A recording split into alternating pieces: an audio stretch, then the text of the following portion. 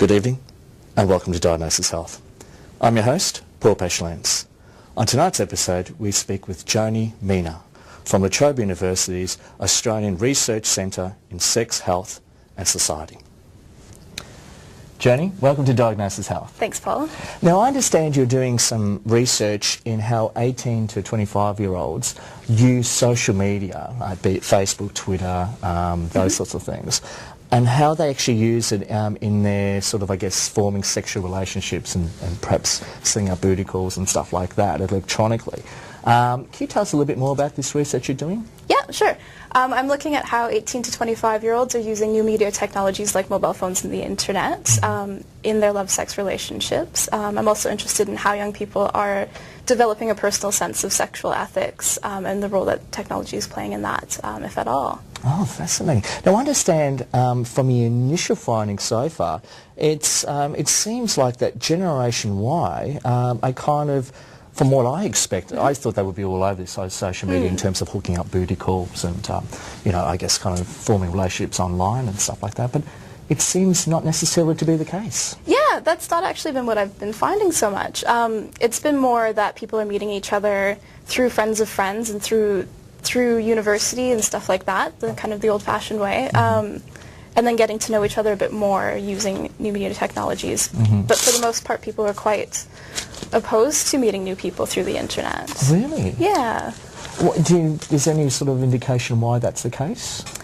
I think there's still a lot of stereotypes about what that means, and also, I mean, the age range that I'm looking at, most people are still quite connected with their friends, and they don't need to meet, they're able to meet other people that are interested in having relationships and that sort of thing without going online.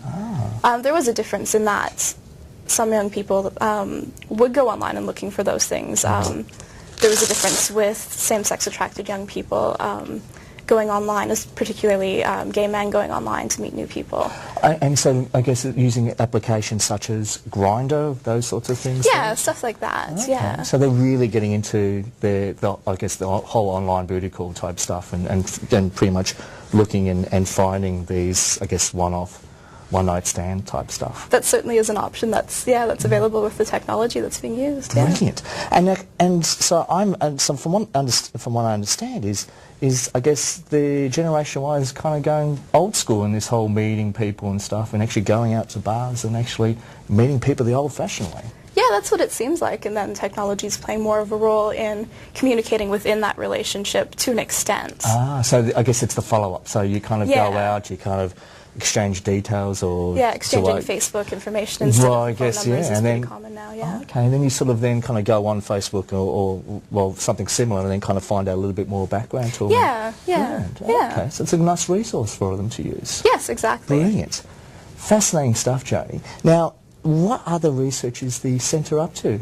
Well, at Arches we've just launched Writing Themselves in 3, which is a report that looks at same-sex attracted and gender questioning young people in Australia, tells their stories.